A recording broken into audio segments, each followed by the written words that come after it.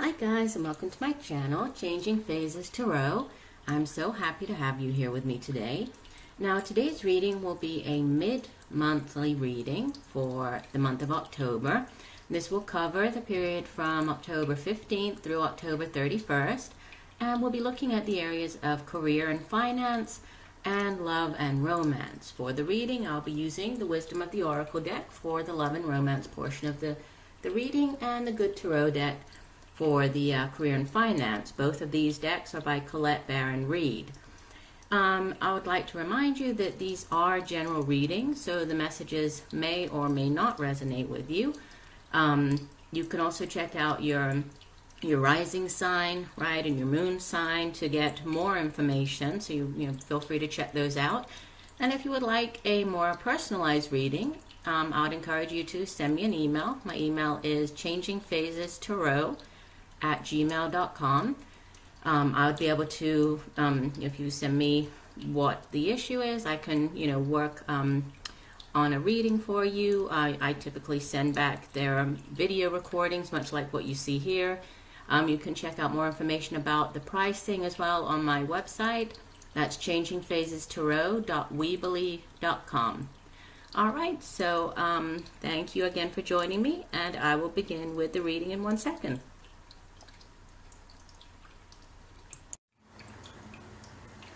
Hi, Taurus. All right, let's get into your reading. So we are looking here for the energy surrounding Taurus, the Earth sign Taurus, for mid-month October 2017. Spirit, please give us the messages that Taurus needs to hear regarding the areas of work, career, finances, mid-month October 2017. What does Taurus need to hear in the area of career and finance, mid-October 2017? Please give us messages for Taurus for mid-month October in the area of career and finances. Okay, we will divide this into 3.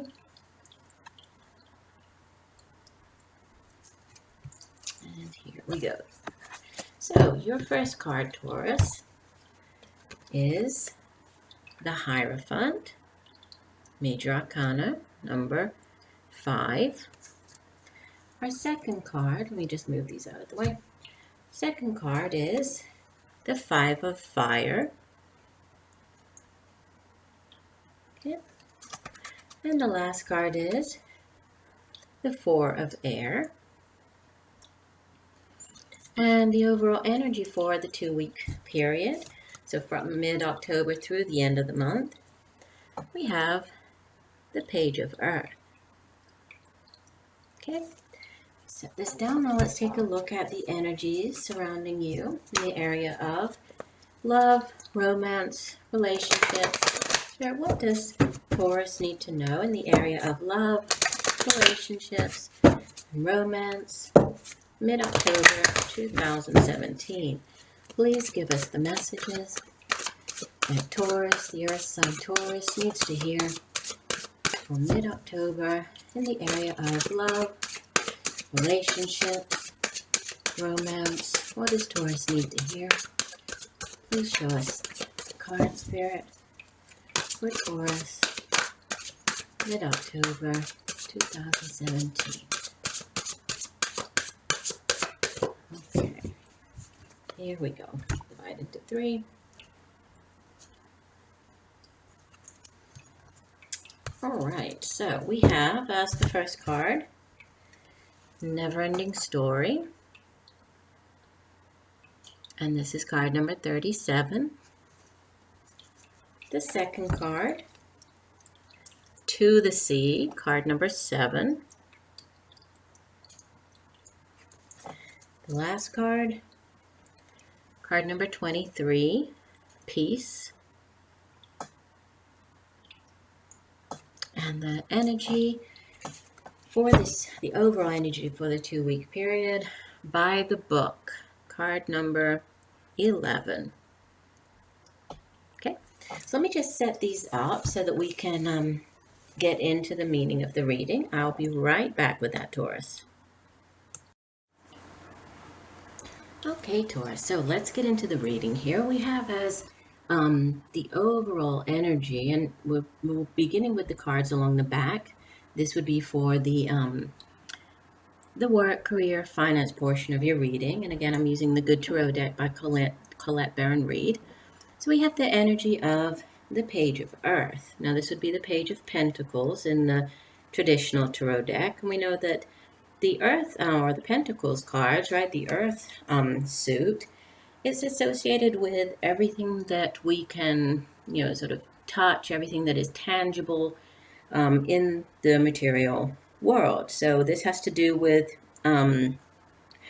things that bring about tangible results, everything that kind of manifests in the world of form. So this is why it's usually associated with things like finances, jobs, material possession, homes, things like that.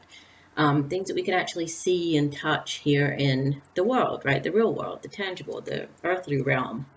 The Page of Earth has to do with something new coming in, right? We know that pages, they generally bring in news of something.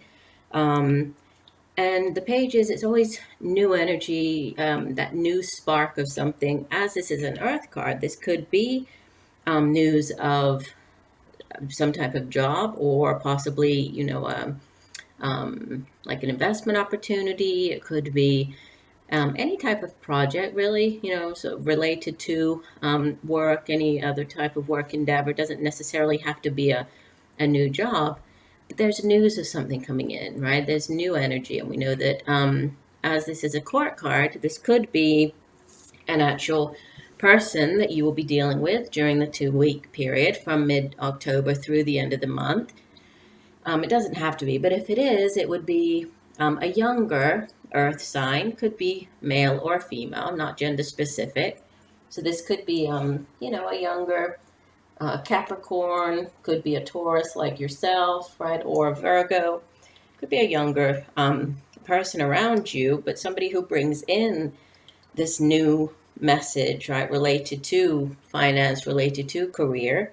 Or this could just be you taking on this energy, right? So you feeling very committed to whatever it is you're working towards. Actually seeing the first signs of tangible success, right? And we know that every new project, every new thing, every new work endeavor or job, it starts off with that spark, right? That newness. But we have to have a plan. So this is the person who, would come in, would have that creative idea, would start formulating a plan to then, allow the knight, who is in the court cards, the knight comes afterwards. And the knight is the one who comes in and actually acts on the plan, would make things happen. So, it seems like you're at the beginning phases of whatever it is that you're dealing with here. And this could be, again, a new job, or just you possibly feeling as if you have sort of a new lease on life with regards to career, finance, right? We'll see how this card ties in with the others when we get into the reading here, but something new, right? A new energy coming in. Your first card that we have, so this could be the energy coming into this final 2-week period of the month. We have a major arcana. This is card number 5, the Hierophant. And the Hierophant is all about, it's about a lot of things. It's about spiritual practice. The Hierophant is generally associated with, the traditions. So, the traditions that go along with religions, like religious institution, things along those lines. It can also have to do with actual spiritual practices, right? Just, which I did see. No, okay, never mind. I was thinking of something else when I saw that card, but sorry, going back to the Hierophant. And it's interesting because we have 3 women that appear on these 3 cards. So in this particular deck, the Hierophant is pictured as a woman, right? On some decks, it's a very traditional, male figure. Almost looks kind of like a priest or somebody that you would generally associate with these very sort of old-fashioned, traditional,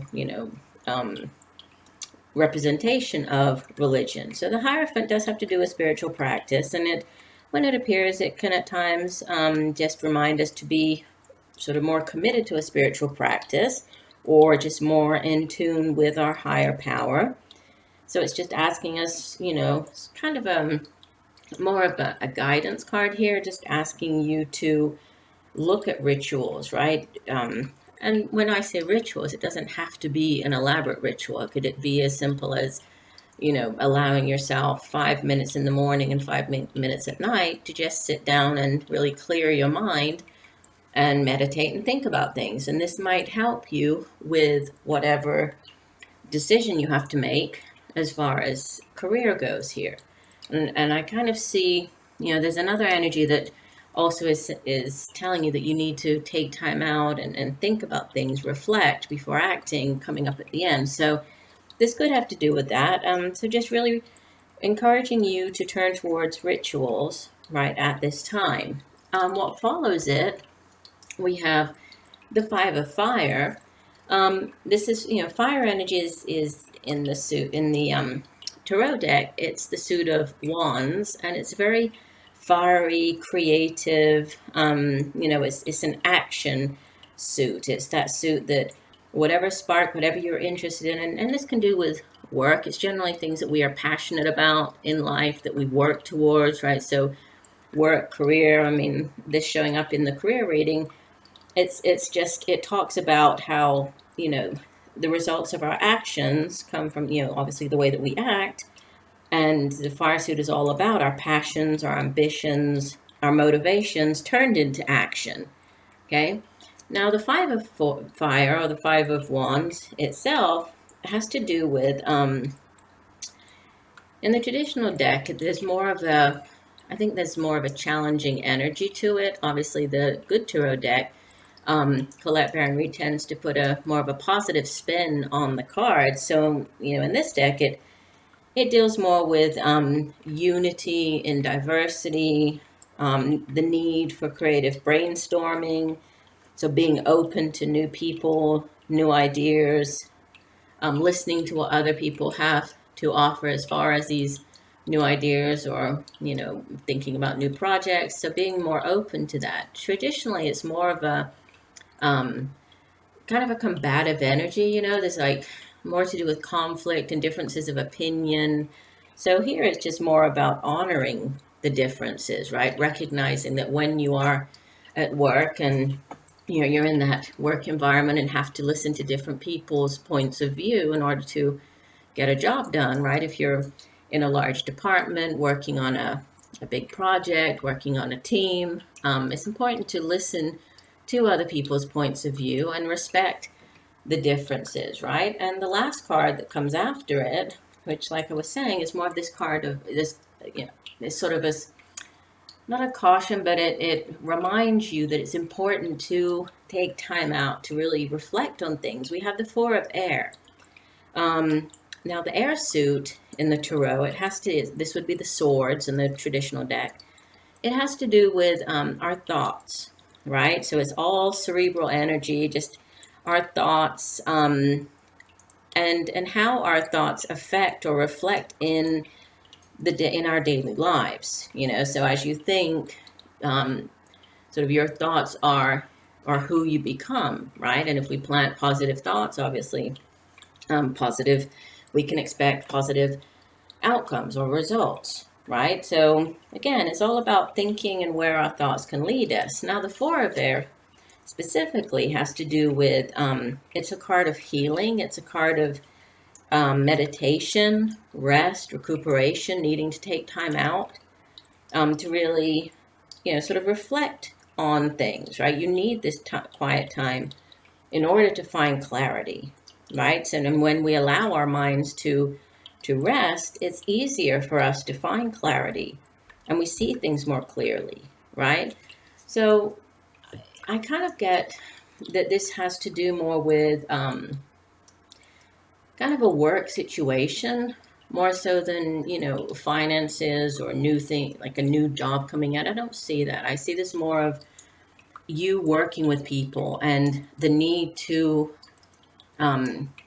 create this sort of, here it talks more about spirituality, but create this time for yourself in order to reflect on whatever this new project is, right? Whatever this new and endeavor you have coming up. Respect other people, but also respect your need to take this time out in order to kind of see the differences and respect these differences and ultimately to make the best decision as you begin, right? This is all, as I said, it's about beginnings, about beginning plans, starting, mapping out that plan, right? You see, he's kind of looking back here at us, but he's ready to take off. He's heading in one direction, kind of taking that last look back before he takes off. So before you set off on whatever this new endeavor is, whether it's a new project or even a new job, if it is a new job, it's important for you to really see things very clearly for what they are,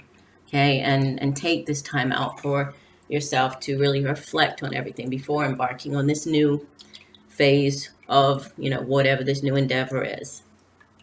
Okay, well, as we turn to the romance and relationships portion of our reading, we have the overall energy for the 2 weeks. We have card number 11, and it's called By the Book. Now, it seems kind of a strange card to come up, when we think of relationships, and well, why would we need to play by the book when it comes to relationships? But it does have to do with sort of abiding by social rules, conformity, right? Respecting cultural or family customs, universal laws, which, being, that's what you remember when I said, there was something I wanted to link in with this. It was this card, even though it wasn't part of the work spread, right? Just seeing this card next to the Hierophant, which can also have to do with, like I was saying, the traditional religions, that very structured religion. This also kind of tells us that at times that is needed, right? At times it's good for us to go by the book, right? To really follow these universal laws. I mean, if we think of the law of karma, the law of attraction, these are some of the laws that we could mention here. But they're important, right? And when this comes to a relationship, if we try to sort of tie it in with a relationship, it's all about, once again, respecting differences, right? Finding that middle ground. Finding the middle ground to allow the relationship to really flourish, right? When you allow the other person to express who they are, express their individuality, when you see things from a different perspective, you take time out to see things from a different perspective, it's easier for you to kind of to become more in tune with that person, right? To be more accepting, to be more open to whatever they have to tell you, right? To share with you. So it's about finding the middle ground. And we can think, this doesn't have to be necessarily a romance, right? A romantic relationship. This could be friendship. This could be partnership. I mean, the reading is about relationships, but it doesn't necessarily have to be a love relationship. And, really what the energy I'm getting off the card is that it's important for you to really just try to, see things for what they are right now, right? Maintain an open mind, and be more willing to, to see other people's points of view, okay? Which brings us into our 3 cards. And what we have as the first card here is card number 37. And this card says, never-ending story, okay? And we can see that we have this female figure, right? She's sitting on top of one of those, the sands of time, right? The little sand dial, the sand clock, and we have a heart on top of it, right? And she's sitting there. She's looking kind of sad, almost, right? She does look a little bit sad. And it's called a never-ending story. And so what it has to do with is really that this is kind of feel like it's going to turn into a deeper reading here with maybe not so much to do with romance, but more about, working on ourselves, kind of. Because what this has to do with is getting away from that self-criticism, getting away from, all of those repeating kind of negative thoughts that we oftentimes have, right? And to really look at ourselves, right, and not be so hard on ourselves, right? Don't be. It's more about, when you enter into a relationship, if you cannot accept yourself, then how do you expect to enter into a relationship and for somebody else to accept you, right? If you can't even accept yourself with all your flaws, with all, nobody here in this life is perfect, right? We all have our problems. We all have our flaws. But it's about learning to embrace those things, right? And don't be so hard on yourself, right? Consider that, you have many wonderful things to offer to somebody else, right? There's a new story here. So it kind of tells us that when a chapter ends in our life, something new begins. In that sense, it is this never-ending thing, or never-ending story. But, not only do you need to begin this new chapter, but you need to sort of stop telling these old chapters, stop focusing on all of the negative things that maybe have happened up until now, and allow yourself to move forward, right? Just be compassionate. Have compassion for the part of you, that lived through those other stories.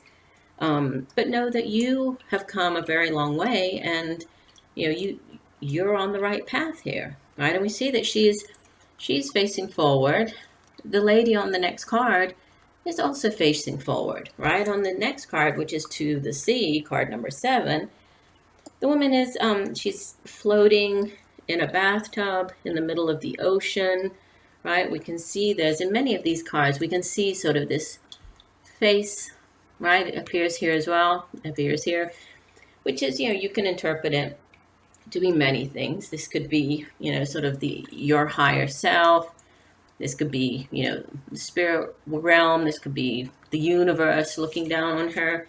But as she sails off to the sea, right, or out to sea, it's all about being in flow, right? And sort of giving in kind of to the universe, right?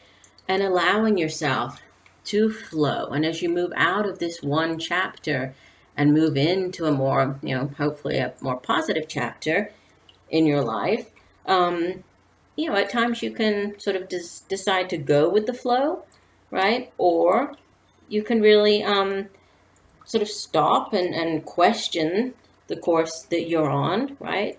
Or you can just trust in the course and trust in the universe and know that the universe has your back here, right? The universe is pushing you along here. So it's, again, a very sort of deep, personal kind of transformation, and more about letting go and trusting in the universe as you flow along, right? Which brings us to the last card, which is card number 23. And then the name of the card is Peace. Now this card, as you would expect, it does have to do with being at peace, but it also has to do with freeing yourself or being free of attachment, right? And when you really truly accept yourself and when you are at peace with yourself, right, it's you kind of come to a point where you're ready and you're willing and you're open to enter into a new relationship if you're not currently in a relationship right now. It's very hard to close one chapter and enter into a new one if you yourself are not in, that mental kind of moment that you need to be, or a state of mind that you need to be in order to enter into that new relationship. Because in order to share of yourself with somebody else, in order to be at peace or to find peace in a relationship with somebody, in order to find that, true alignment and harmony with somebody else, you need to at first be at peace with yourself. Okay, so you need to seek out your own peace and be at peace with yourself in order to, bring peace to somebody else and to enter into a harmonious relationship with somebody else. So it looks like, this might be kind of putting it all together. It seems like this is going to be a 2-week period for you, Taurus, that there's a lot of sort of inner looking inwards, right? Focusing on more about you taking the time out, reflecting on things a lot, working on yourself, finding that inner peace. So a lot of internal, a lot of inner work going on during this 2-week period. But as you come out of it, right, moving into the month of November, it seems like you are poised and ready to embark on something new here. So this could, we have represented here on the peace card, we do have sort of the face again of the divine, of the universe, your higher self here. But it's an egg, which, new things, new beginnings, new relationships, giving birth to something new, to a new relationship, to a new you, new job, new opportunities. So lots of newness coming in, but I feel like there's a little, internal work that you need to do as you work through the next 2 weeks to get there. So I do hope that these messages have helped you in some way, Taurus. I thank you for joining me today. Please stay tuned to my channel. Check out, I do have the monthly October videos already posted. That's just a general reading for the month of October. I will be posting the November readings in a couple of weeks' time. I also have weekly readings, extended weekend readings, and daily tarot snapshot readings. So lots of videos for you to check out there. And please make sure to also take a look at your rising sign, right? Your moon sign, your rising sign. If this doesn't resonate with you, and it is a general reading. So, if the message today didn't resonate, then please, do stop by next time. Hopefully next time it will. And I'm wishing you a rest of the month full of peace, love, and light. Bye.